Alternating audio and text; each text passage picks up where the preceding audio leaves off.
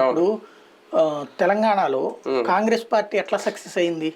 సంక్షేమ పథకాల అనౌన్స్మెంట్ ఒకటి, రెండోది గెలుస్తోంది గెలుస్తోంది గెలుస్తోంది అన్న ప్రచారం, ఓడిపోతున్నాడు ఓడిపోతున్నాడు ఓడిపోతున్నాడు అన్న ప్రచారం, ఇంకోటి బీజేపీ బీఆర్ఎస్ ఒకటే ఒకటే అన్న ప్రచారం. ఇది మౌత్ పబ్లిసిటీ బాగా తీసుకెళ్లారు, ఎక్కడ చూసినా అదే మాట మాట్లాడేలాగా చేసుకొచ్చారు. అప్పుడు దాని ఇంపాక్ట్ అక్కడ గెలుచుకొచ్చింది. ఇప్పుడు కూడా ఇక్కడ చూడండి మీరు, ఒకటి పత్రికలు చూస్తే వైసీపీ ఓడిపోతుంది ఓడిపోతుంది అన్నటువంటిదే ఎక్కువ. సాక్షిని వాళ్ళ సొంత వాళ్ళు చూస్తారు, బయట వాడు చదివేది తక్కువ. ఈనాడు ఆంధ్రజ్యోతిని తటస్థులు కూడా చూస్తారు. వాళ్ళకి పొద్దున్నే పేపర్ తెరవగానే ఈ ప్రభుత్వం దుర్మార్గం అంటూ, ఒకవేళ ఆడు పొరపాటున జగన్కి వేద్దాం అనుకున్నోడికైనా చెత్ అనేటువంటి ఒక ఫీలింగ్ క్రియేట్ చేస్తున్నారా? టీవీ ఛానల్స్ పరంగా అంతే ఉందా?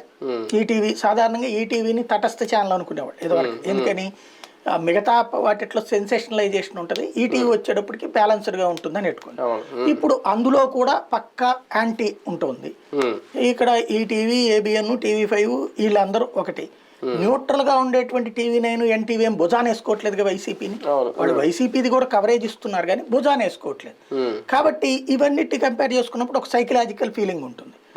రెండో పక్కన వచ్చేటప్పటికి పబ్లిక్ మౌత్ టాక్ క్రియేట్ చేయడం అన్నటువంటి, పవన్ వచ్చేసాడరా, బీజేపీ వచ్చేస్తున్నారా, మోడీ ఇంపాక్ట్ వచ్చేస్తుంది, పవన్ ఇంపాక్ట్ వచ్చేస్తుంది, బాబు